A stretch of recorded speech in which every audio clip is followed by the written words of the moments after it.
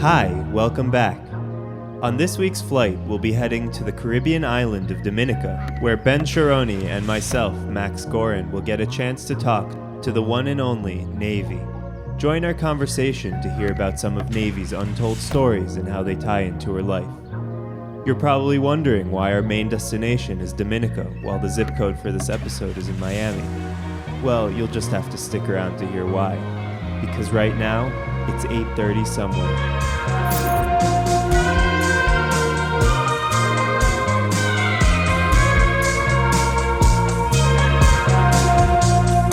Brought to you by BASSBASE.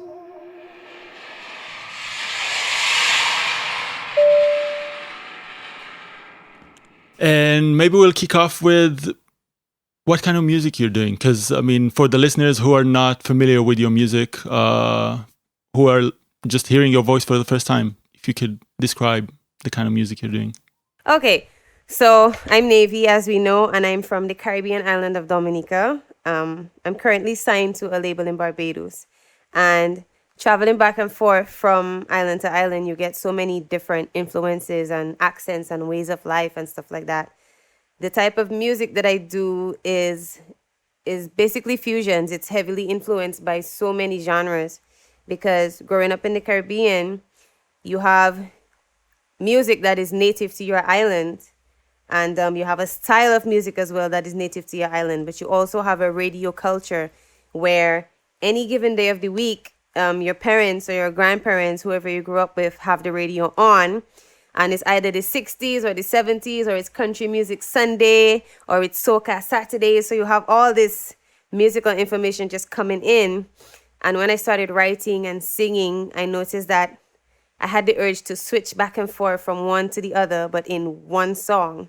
So you would hear me on the sweetest R&B beat, but I'm actually doing some island dancehall sort of influenced reggae Caribbean vibe on it, like in my release One Shot. So I don't even know if there's a name for my music. I just call it fusions. It's really heavily influenced by everything that I was exposed to. How come the radio in Dominica is so diverse? Is there a reason you can think of? I think because as a small island, or I guess just as an island, we are used to our way of life. So we have our local music playing on the radio. It's usually Calypso or Zouk or Compa, which is Creole influence. We speak Creole in Dominica. It's a language of our own. And I think we are interested in the outside cultures, just like I guess most other places. We are very keen on looking at what's going on in America or in the UK or in Africa. So you have, you know, the big stars. You're gonna hear a Biggie and a Tupac on the radio, followed by, I don't know, probably some Willie Nelson. Just very random playlist. Just there's a whole bunch of music. So we tend to really try to keep up with the outside world, even in our dressing. Well, these days, you know, we have the fashion being trickled down, and, you know, we look to that in hairstyles and trending makeup and stuff like that. But we're always going to bounce back to the local music and the native language of the island. I think that comes across also a lot in the way you dress in your music videos. Yeah. You have the like very Western clothes, but like with the jewelry and everything, it's it feels like a fusion. It is. My team, Pretty Boy, and my A&R, Trevor Pretty, he's very keen on keeping what is true to us as artists. I remember when I first met him, it was at the writing camp in November. I met Trevor and Paul. And I was coming from a totally different career. I was a whole artist before this. That's a whole other interview. These are the guys from your collective? No, I was working with a French label, so I actually sang in French. I was under a different name. I have millions of views on YouTube. It's very, very crazy. Wow. Very. But coming from that and going into Pretty Boy, I remember sitting down and Trevor was like, okay, so what's your portfolio? What are you trying to do? What type of artist are you trying to be? What is it that you want people to identify you as? What's your vibe? What's your style? What's your, And I'm sitting there and I'm like, man, I ain't know. just give me a beat. Let me write a song. And he's like, it's not that simple, because when you put yourself out there, people are going to identify you as what they see. So he's like, how do you dress? Do you want to be skimpy? Do you want to, what is your personality?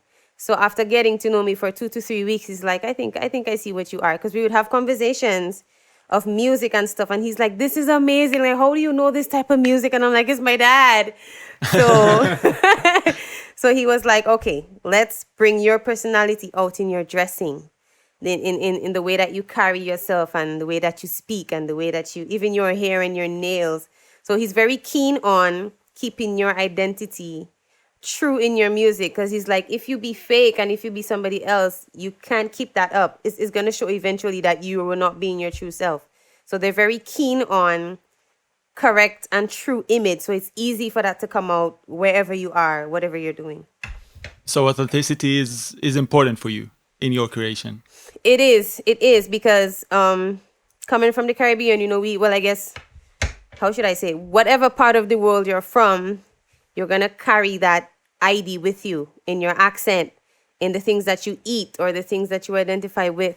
So me being from Dominica, I randomly speak in Creole and forget that nobody's understanding me, because I'm not around I'm not around Dominicans anymore, So little things like that. He's like, yo, this is what the world needs to see. The world needs to see you in your true self, like the language and the dressing and the culture and what I call certain foods, even if it's known as something else or prepared a different way somewhere else.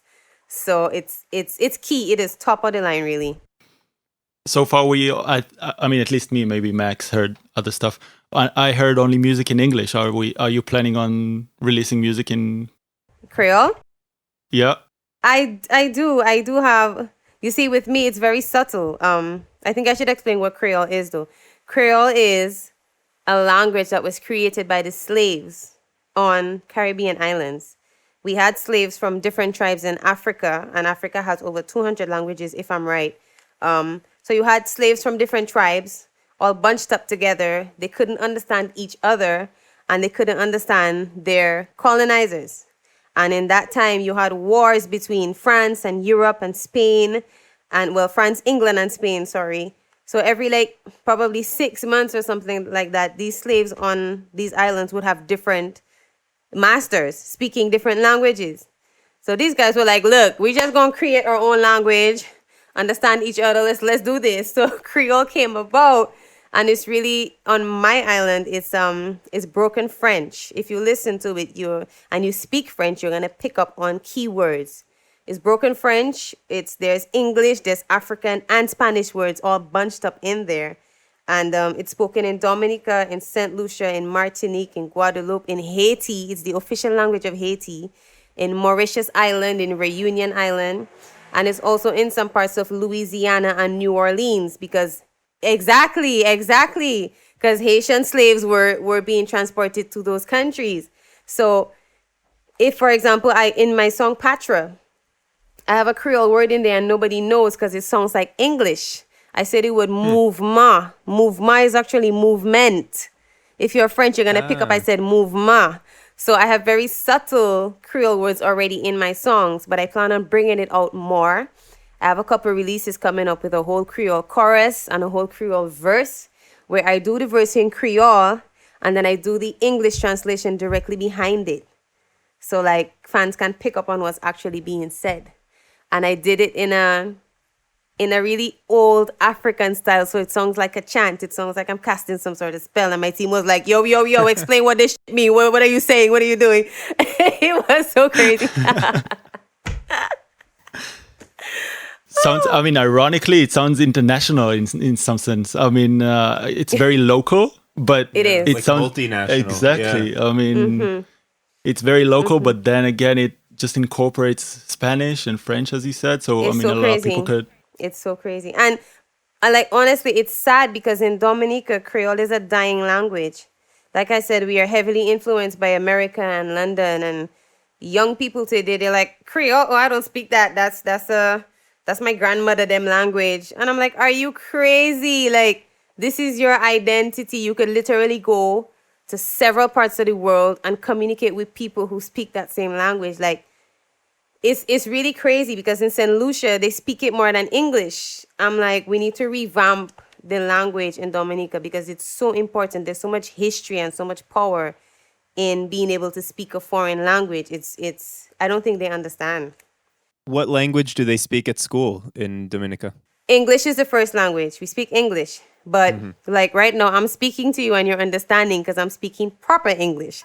But if I were to speak, if I were to speak Dominican English, I don't think you'd be able to pick up too much on what I'm saying because of the accent and how fast we speak, and we also mix Creole words with English. It's so crazy. For example, to speak in Creole is parler, like in French. Parler, you speak.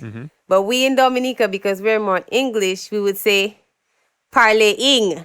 Ing is something like talking or singing, but we'd say parler-ing. You know, so you come into Dominica and I say, oh, I parler-ing. You'd be like, huh? What is she? Huh?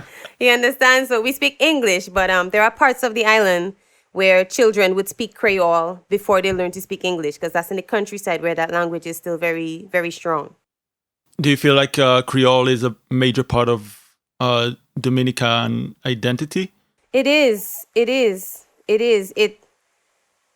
what allowed us to be independent today. It's what allowed me to be who I am today. If Creole wasn't invented, then I don't know. To me, it was so genius for like several different slaves from several different tribes to come together and be like, look, we need to understand each other. We need to understand them. Let's create this crazy language. Like, it's, to me, I'm getting goosebumps. It's so what do you call it? Representative of human will to survive. You adapt. They adapted by creating this language, and it has been passed down through the generations. And I really think it should be like a badge of honor that all Dominicans wear. Like, if I would go to London, for example, when I was in London, I did hear this guy speaking Creole. And I'm like, you Dominican? He's like, no, St. Lucia. And I'm like, okay, it was so crazy. It was like, it makes me feel connected to some sort of source or to some sort of little secret group. And we just got a little thing going on, Yeah. Yeah, I mean, definitely. Language that's the way we see the world. And that's the way we understand not only other people, but we divide, like we sort of perceive stuff through the language we use. There's I don't know if it's a myth or not, but that Eskimos have like 40 words for snow, 40 different concepts of snow. So that's crazy. I mean, it says a lot. I'm not sure if it's a myth or not. Yeah, I think it's true. Yeah, I don't know about 40, but yeah. Like a lot. Yeah, I need to read up on that. I will Google that. What we understand, I mean, we're desert people living in Israel, so definitely we when we see snow, it's just like this one homogeneous thing. It's actually interesting the way you speak about Creole. It's sort of like Yiddish for us, for Ashkenazi Jews living in Israel. We have Yiddish. My grandparents used to speak Yiddish. And I don't know Yiddish. My dad knows a little bit, and it kind of died out. And it was our language in Eastern Europe when my great grandparents lived there, and it's also sort of dying out. I see. No, well, you need to learn it, man. Go take some classes or something. Yeah, for sure. Yeah. You mentioned, I mean, talking about language, I was thinking about the fact that you mentioned a writing camp and a different career, which kind of raised a lot of question marks for me. There's a lot to unpack there, I feel. Not really. It's just that Dominica is located between Martinique and Guadeloupe. And those are two modern-day French colonies. They are Caribbean islands, but they are under France. So the people born on these islands carry French passports. They are French citizens, and they speak French. And because the islands are so close to Dominica, I wouldn't say most, but in my case, the first island that I went to was Martinique. And there's a lot of trade going on back and forth. There's a lot of, I guess I should say marriages going on between the French people and the Dominican people. So the type of music that they do there is called zouk. They have zouk and compa and Cadaslypso is from Dominica, but it did trickle over. So when I was looking for opportunities to do music, because I always wanted to do music, and my island presented none, is because we're so small. If we have 70,000 people on the island, it's a lot. I don't think we have more than that. And we were some things were unheard of. So yes, we would do our native music, have it play on the radio, have our shows, but to really cross over and to get into like an international music scene, it seemed like a dream, really. And Martinique and Guadeloupe were the closest countries for me. So I migrated.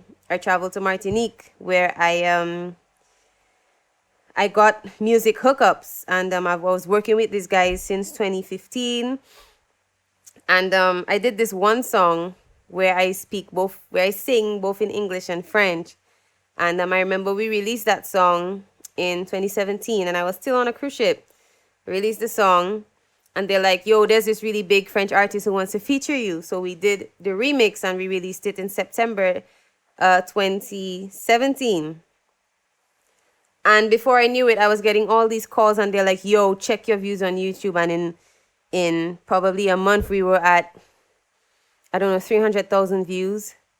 And I was shocked because I would release, little videos and stuff back home, and it would be 10K. If I'm lucky, I would get 10K, because like the average Dominican would listen to the radio and not go on YouTube, so we didn't have Spotify. We don't have Apple Music. Instagram Music is still unavailable in Dominica. So people tag me in my own songs today as Navy, and I go to try to repost, and they're like, sorry, you can't do that. Instagram Music isn't available for you. Like, okay. Wow. I know. So traveled into that country, we released that song, and the song blew up. It blew up so fast. Within 4 months, I had my first 1 million views on a video. Wow. And I was on a ship just looking like, oh, what is going on? And so my Instagram exploded. I went from, I think, 4,000 followers to like 16,000 in maybe 2 weeks. I was so overwhelmed. I'm like, what is going on? And as soon as I stepped off of that ship, I had so many shows lined up for that one song. Today it's on 20 million views. So for me, it was necessary because I experienced that feeling of me just standing on a stage and literally singing the first line and the crowd taking over. I don't have to sing anymore because they're singing the song. And that sort of nostalgia, being on a stage and singing an original composition where there are people in the crowd waving and dancing. I'm like, yo, this is me, So it was a good run. I literally had 4 or 5 releases with them. They're all in the millions of views. I had countless shows. My Instagram is right now it was 24,000 before Pretty Boy, so it's almost 26,000 right now. So it kept growing. I kept becoming more popular. But I was singing in French, which is not my native language. I had to learn French. So I do speak French fluently enough. And I got a lot of resistance because they're like, this isn't your music. Why is she so successful and this isn't her music? And I'm like, there's no such thing as my music. There's Caribbean. It's Caribbean. I could do a reggae song if I want to, because Jamaica is part of the Caribbean. Like, there's no limit as to what you as an artist want to do. So after that, that contract came to an end, and Pretty Boy was like, yo, this is good. This is good. You already have that experience, but what do you really want to do? And I'm like, I want to sing in English because English is my first language. They're like, well, let's do that. And it was a hard switch because I changed my name. I changed my image. I changed the type of music that I was doing. I literally started from zero, but I'm the type of person who takes risks if my heart and my head tells me to do it. So I'm like, let's do it. And I got so many warnings. They're like, don't do this. You're going to kill your career. You don't restart. I'm like, I know in my heart of hearts, this is what I have to do. All right, now we have Navy, and Navy doing her thing. So let's do this. How was this shift? I mean, it sounds very scary. How was it feeling like back then? It may sound very scary, but shifts for me are normal, I guess, and natural. I don't know if you guys believe in astrology or anything like that, but I pay a lot of attention to my sign, and I'm a Sag. I'm a December born. And if you look at all the information in the world on Sagittarians, we cannot sit still for too long. We're going to keep trying to find new things to reignite that fire. So when I first started singing, like really first started singing back in Dominica, I was a primary school teacher. So I would be correcting papers by day and trying to record songs by night. And I did that for quite a while. And when the cruise ship opportunity came up, I quit my job. And people were like, are you crazy? Like, you have a stable job. Like, you're gonna fail. And I'm like, well, I never know until I try. So I left the cruise ship. I left teaching, to go work on cruise ships, which I did for 5 years. And then when that French song blew up, I left the cruise ship to go do my French career, to go travel to France and to Mauritius Island, to Reunion Island, to Martinique, to Guadeloupe, to French Guyana, to go perform that song. And then I left my French career to begin as Navy. So I mean, the more you do it, the less scary it gets. I'm like, I could either win or I could either fail. And failure depends on what I see it as. So, but I just get this feeling. I know when I should give something a shot. I know when I should try. Like, I just feel that the talent is with me. I feel that no matter what or who I present myself as, I'm going to be presenting good music. So it might be a new set of fans, but there are going to be fans. There are going to be people that music caters to. Oh my God, there's so many questions I want to ask, but I think Max has his finger on the trigger here. No, I just wanted to... I wanted to go back to the cruise ship because the zip code you chose for the show, for the title of the show, was 33167, which is in Miami, Florida, which is an unusual choice for you because you're from Dominica. I am from Dominica, yeah. So tell us about that choice.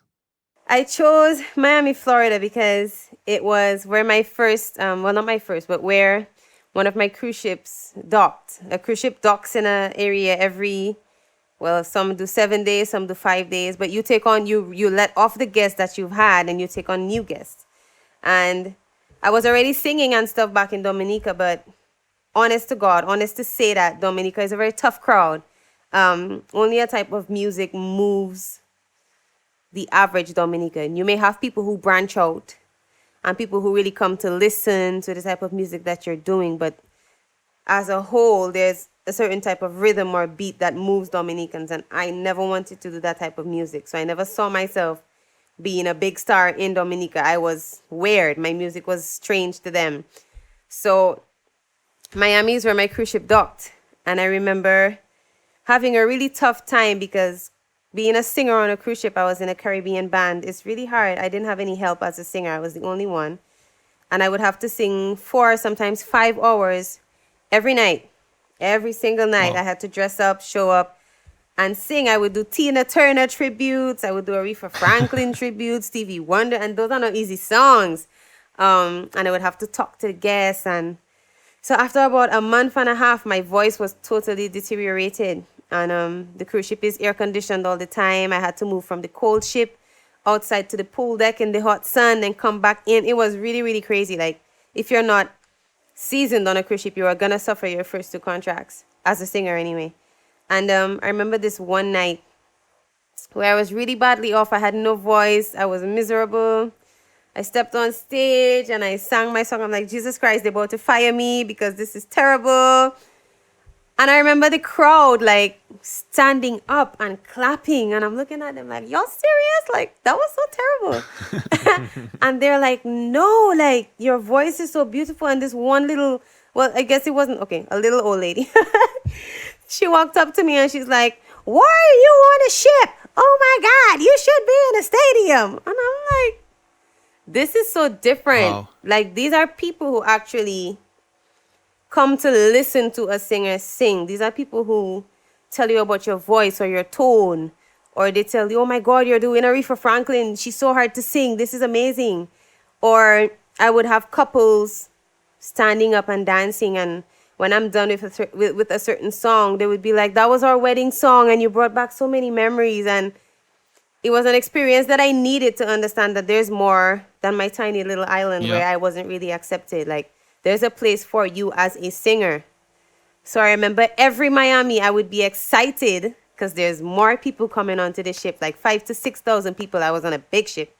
Wow. There's a new crowd coming in, and I know I'm going to find somebody interesting. Or there was this one time I sang, I cannot remember what song it was. This one time that I sang this song, and there was this guy just came up to the front of the stage and just folded his arms just looking at me, and I'm like, well, this is weird. But he had he didn't have a smile or anything on his face. He was so serious, just staring at me. And I sang the song, and when I was done, he was like, do you like that song? I'm like, yeah, it's one of my favorite songs. He's like, I've never heard anybody sing a song I wrote so well. I'm like, you wrote the song? Whoa. He's like, Google me. And I Googled again. He actually did write the song. Whoa. I'm like, yo, this is crazy. So cruise ship for me was really... What a compliment. I am telling you, I was like, you never know. And that also taught me, you never know who is in your crowd. Because there was this other time where this guy was really getting me angry. I was singing and he would keep asking me for special requests. And they were really hard songs. I'm like, sir, do you really want that song? He's like, yeah, sing it. And he just kept finding issues. He kept saying, why don't you stand up? Stand up to sing. And then he was like, go do this or go. And I was so angry, but I knew better. Like, you have to please the guests. So, he really got me angry. For my 45-minute set, he was on my case. And when I was done, he was like, hi, I'm like the CEO of the cruise ship company. I'm like, holy shit, I was about to cuss this man. So that taught me you never know who is in your crowd, which carried over into my French career and into me being Navy right now. Like, you never know who is looking at you. So I've learned to be diplomatic all the time, no matter how hard it is. I've learned to ignore negative comments on YouTube or on Facebook. I've learned to just be like, you're not everybody's cup of tea, and just vibe with those who like you, and people are going to have their opinions, and that's fine. Definitely important in our times where everyone has an opinion. Has a computer or a phone, and they're going to share that opinion in the guise of social media, Yeah, definitely. Maybe just dialing it back a bit from the cruise ship, you were talking about being a primary school teacher. Yeah. Did you always wanted to be a school teacher? Not really. I was fresh from high school, and the financial situation back home wasn't the best because I have a brother with a heart condition, and the island is not equipped for serious conditions like that. So we had to get him to the US, and $1 in my currency is $2.67. So you already know we had to double that money to try to get him out of the island. So as soon as I was done high school, I went job hunting, and I actually started as a doctor's secretary. I would just come home and give my entire salary to my mom because her entire salary would go into medical bills. And my little brother was attending school at that time. And my mom is flipping through his book, and she's like, you haven't had French classes in over 2 months. And he's like, yeah, we don't have a French teacher. And my mom looked at me, she's like, get dressed. I'm like, okay. I got dressed, and we actually visited the school because all my brothers had gone to that school. I have 3 brothers, and they all went to that school. And she's like, hi, Miss Principal. I noticed my son isn't getting any French classes. My daughter speaks fluent French. And she's like, okay, send in your application and let's see what we can do. So I did send in my application, and I didn't have any qualifications, but I did fluently speak the language. And she's like, okay, there's actually a program where you can get certified in the language. So while I was teaching, I was actually doing like classes to get certified.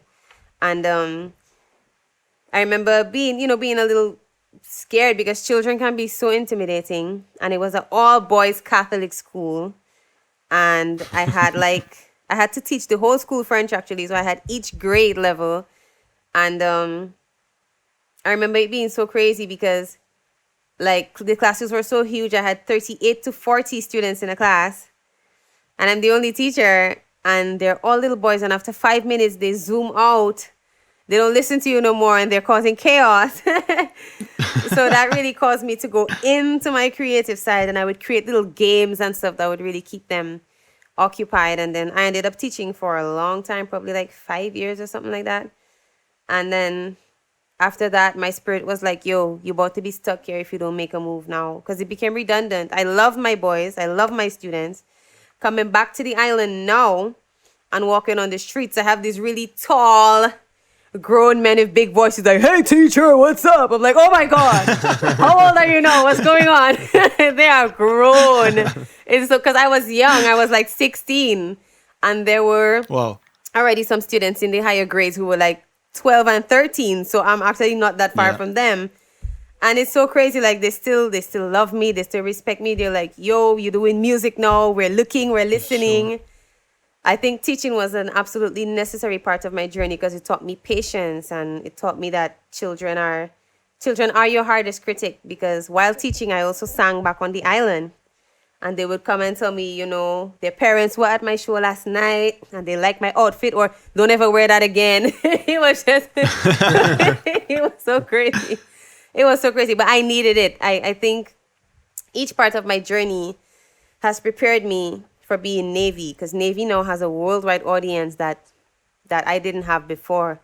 And I think that I'm well equipped now to deal with it. And the way that Pretty Boy approaches things, like I would literally just be sitting there and A&R would walk in and be like, so Navy, somebody ask you who you are as an artist, what are you going to say? And bam, bam, on the spot, I have to answer. And they'll be like, don't ever say that in an interview, or let's fix that, or that was a good answer. So I'm constantly being trained. I'm constantly being taught how to sit, how to carry myself. They're like, you never know who's going to be taking your picture. Like, always, you know, sit a certain way or carry yourself a certain way. And it's a lot. It's a lot. Definitely. Though I love your approach for life, like the fact that you see it as a jigsaw just coming together and making like this perfect. I love your approach for life. Was music always the thing you wanted to do? Going to? Yes. My dad is a multi-instrumentalist by ear. Growing up, he would have his keyboard. He would play something on the keyboard. He would record that, put that to play back. He would run, go grab his guitar, play along to whatever he played on the keyboard, and sing. Wow. He would grab my violin. He is just so talented. I wish I had that. I don't. I tried to play guitar and it was a mess. I never tried again. He was using a looper before that was a thing. It's so crazy. He had his little pedal. He had it's so and his keyboard is as old as I am. I was a baby when he got it, and he still plays it today. So It's like my mom put me in classical piano classes when I was about 6 or 7.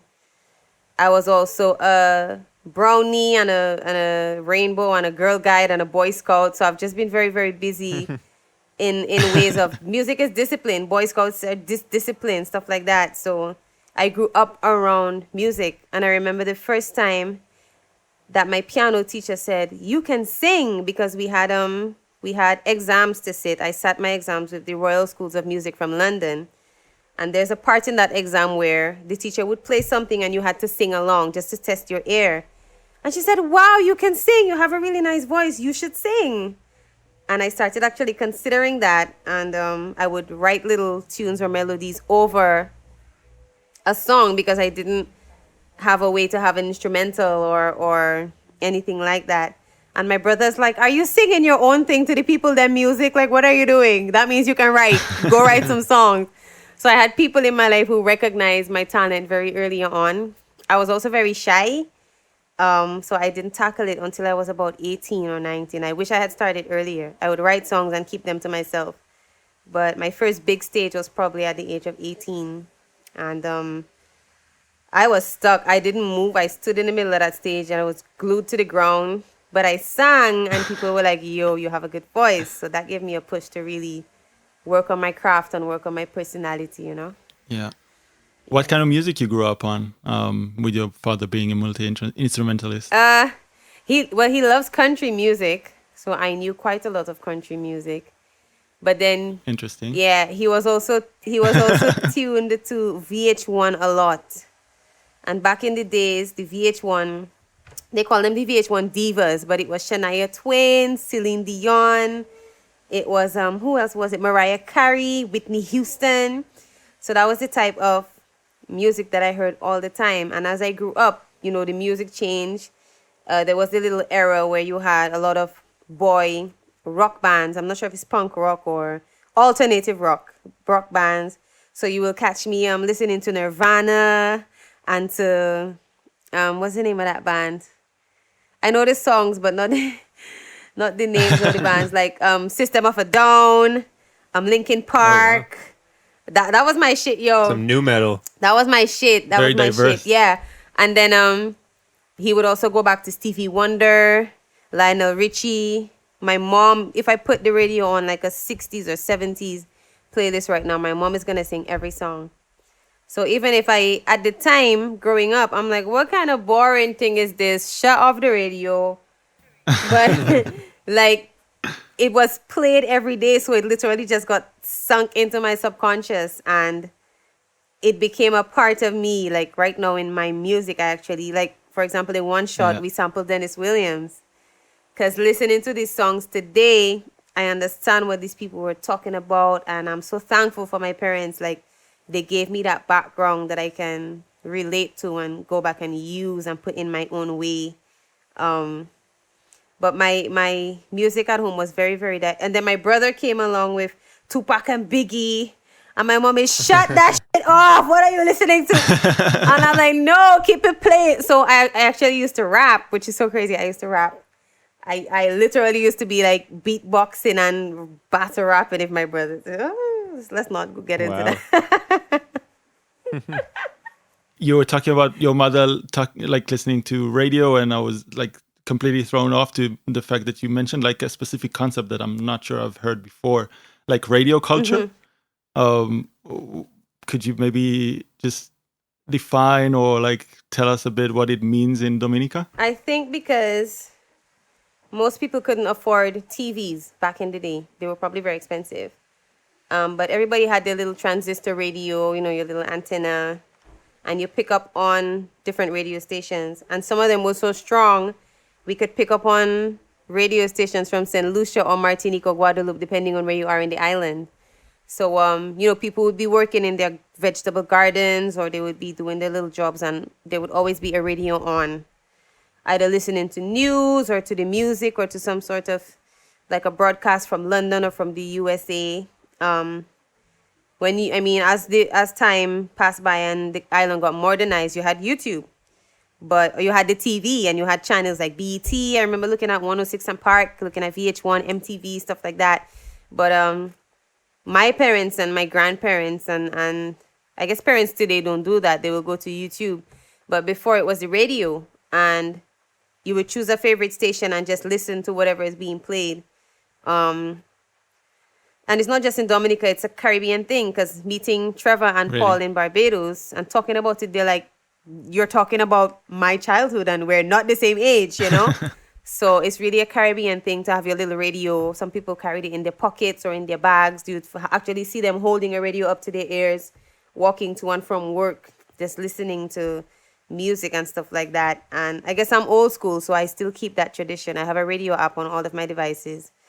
I like to hear what it is that's considered good music today, or I just like to go back to the old school, the vibe, or, you know, the genre playlist, whatever they're listening to.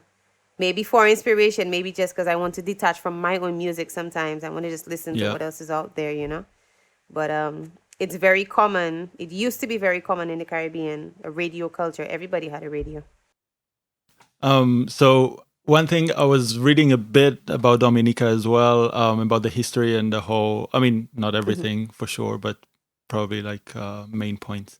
One thing I've noticed is that Dominica had a female prime minister for 3 consecutive terms during the 90s. And I was wondering, like, how does Dominica look like socially, I guess, the role of females within society.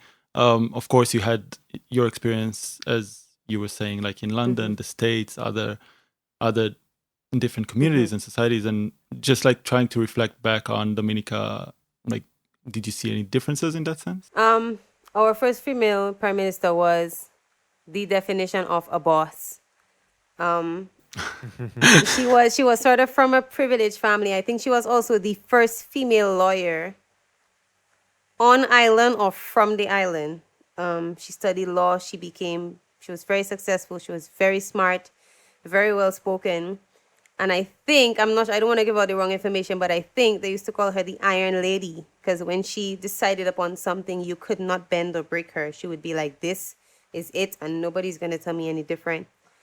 So when she became the prime minister, I remember having to do high school projects or stuff like that on her, and she was very, very stern, and she believed in certain things into moving the island forward, and that's somebody that I guess I was too young to really see her in action or to be there when she served, but I think it gave a different perspective. It gave a sort of feeling like women can do it too.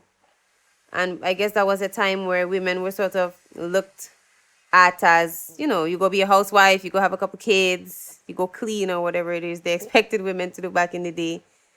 And she carried it so well because she was in her dresses and her skirts. But when she would take that mic and when she would speak, it's like, yo, shut up and listen. This woman got stuff to say, The changes on the island, I think with time, women have become more independent and outspoken, and women have decided what is right for them. You see women in very unconventional jobs today, like working construction or driving taxis or stuff like that. Yeah, they're more outspoken. I guess we've moved from a culture where women see themselves in the home to actually being the breadwinners of a lot of families. We have a lot less children on the island because women are like, I'm not about that life. I'm about getting my paper, building my house, studying, getting a degree. So we're a lot more educated on the island, although we have a brain drain because when people get qualified and stuff, they usually don't come back home because sometimes they study things that we've never heard about. Like, where are you going to get a biochemical lab on a small bushy island, for a biochemical engineer, stuff like that. But me personally, I think that, I don't know how to put it. We've gone back to a lot of male-dominated ruling on the island. The prime minister, the president. There are more women in politics, but we've never had another female prime minister. I think it would be good to see more of that. I think the influential women on island are in either music or arts or dance. And I think their opinions are just as powerful as those in government or parliament or whatever you want to call it. Because they have fans and they have followers and they have influence over these people. So you more see that in the arts and the culture and in probably Dominicans who have gone overseas and they have a platform to really spread that type of message. But I don't think our female prime minister will ever be forgotten. She left a legacy. She left, something to be really thought about when we look at trying to bring an island forward and, no longer this small island thing. Dominica is known for its ecotourism. We are basically untouched. We have more trees than people, to tell the truth. We have rivers and boiling lakes and sulfur springs. We have 9 out of probably the 15 or 16 volcanoes in the entire Caribbean, and they're all active. Wow. We are just a boiling pot, but we use that as a tourist attraction. We have waterfalls and lakes, rivers, beaches. We have hot springs that are loaded with sulfur that people use for healing. If you have like a leg ache or something, you go soak in the sulfur spring for 2 hours and I can guarantee you're going to be hopping and skipping in no time. It's very healing, stuff like that. So I guess we have to stick to that. I just bought a ticket. You did? Please do. Please do. It sounds amazing. It is a very beautiful island. It's a very beautiful island. And I think me right now being Navy and having that international reach, I really want to be a tool, a very instrumental tool in bringing people to the island because we have so much to offer. What is Navy? Where did you come up with that name? Navy, well, it was a switch from my first artist name, and it was sort of like a reflection on my personality. Which was? I used to be, my real name is Melinda. I used to be Mel, just a short form of my name. But it was really looking at my personality with Pretty Boys sitting down and getting to know me. And like A&R would be like, we need you to be ready at that time to do this, do that. And I would be ready. I would be on point. They're like, yo, you're so militant. You're so disciplined. You're on it, you know? And then having working on the cruise ships, I'm a seafarer basically. So they're like, okay, Navy sounds good because that's who you are. I guess you could say how do I put it? I don't want to say that I'm too rigid, but I'm very serious when it comes to my work. I will be ready half an hour before you need me to be ready. You know, I will stay up all night to get that song or to get that chorus that you need from me. I will get it done, and I'll get it done right. I don't play around when it comes to my work. Yeah. I don't play around because even if I'm doing well now, I appreciate that. But there are so many artists, and because of the internet and social media, there's so much coming at you. There's a new artist every day, you know? So I'm like, I have to do what I have to do in order to keep my momentum and to ensure my success because I've been working too hard and too long for it. You're talking about, like you're mentioning a lot Pretty Boy, which I guess is the label behind you. Right now. Sounds like they have a significant role in the kind of music you're doing now and the places you want to get to. And the reach. Yeah. They do because A&R used to be a professional dancer. He has worked with everybody you can think of, from Jennifer Lopez all the way down. So he knew the industry really, and that's why when he started asking me those questions, I'm like, I really don't know what I'm doing. I have no idea what I'm doing. I just know that I want to sing. I want to write songs. I want to have very visual and very, specific videos. And he would have long talks with us and tell us the industry, you think it's a bed of roses, but it's not. You might be hungry and tired and you have 6 interviews to do. You got to put a smile on your face. You may not want to go to a certain place or do a certain appearance, and you have to do it because your fans require that interaction from you, So they really know what they're talking about. And us being from the Caribbean, I guess me being from a small island and never having that experience, it was important for me to be schooled on that. Because there were a couple of days I'm like, yo, I ain't doing this shit no more. This is crazy. It's 3 o'clock in the morning, it's freezing, and you want me to do what? No. And they're like, well, this life chose you and you accepted it. So let's go, get dressed. Let's go, let's do this. So they're really the driving force behind me holding on so strong, because it can get crazy. Yeah. It can get really, really crazy. And one thing I appreciate with them is that they preserve my personality. They respect their artists. They don't go trying to change you into somebody that you're not. You will never see me being dressed or portrayed in a certain way because it's not who I am. There's nothing forced. They just take who you are and they amplify that through your music and your videos. Sounds like the perfect background for you to grow as a musician. It is. Any specific project you're working on? Oh, I have so many songs because 2020, I went to London for label meetings. I had a few good songs. Taste of Pluto as well, my collective, we had a few good songs. And A&R was like, okay, I can take these to label meetings. That should be enough, for labels to listen to and decide whether or not they want to work with you. And we went, and I remember we were only 3 meetings in, and the lockdown happened. So we were trapped in London from March all the way to August. Wow. So we usually travel with our team. We travel with hair and makeup. We travel with a seamstress. We travel with our producers and the artists. So we had producers living with us in-house. And A&R was like, well, nothing to do now but to make some good music. And we did. We did so many songs. And besides being a part of the collective, there were things that were really specific to me that I worked on anyway. So when I presented them, they're like, Navy, you just may have a solo project here because you have so many good songs. I have so much because the way that I write is weird. Sometimes I can be on a block for about a month. And other times I can give you 5 to 6 songs in a night. So in a week, you literally have 20 songs from me. So I have a lot of recorded songs, mixed and mastered. And we just came from this crazy stint in St. Martin where I did 6 videos. So Wow. there's a lot coming out. There's a lot coming out. It's just to pick a proper time to release those. Is it going to be an EP or an album? An EP. The first one is an EP. The album is almost done, but as I am going through life and getting into different things, like the things that I listen to or the things that I do, my experiences, my writing has changed. So I gave A&R the problem of putting together what do they call it? Like a well-gelled body of work. Because you can hear the difference in some of my songs. Some of them I'm just vibing. Yeah. Some of them I'm really talking about serious things or an experience. Some of them are really sad. Some of them are really happy. So they don't want to just throw songs together. They really want it to be like, Yeah. this is an era of my life. Yeah.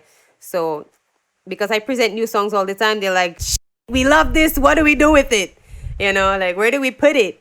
So just to get it together, I think I have 2 EPs and probably 2 albums by now with all those songs.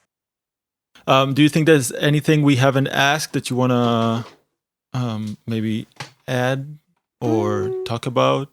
I think I covered, where I started in music, what I'm doing now, plans for the future. Plans for the future would just be to get to perform, to get to For sure. meet some of my fans. Right now we're doing the virtual thing, live performances on the internet and stuff like that.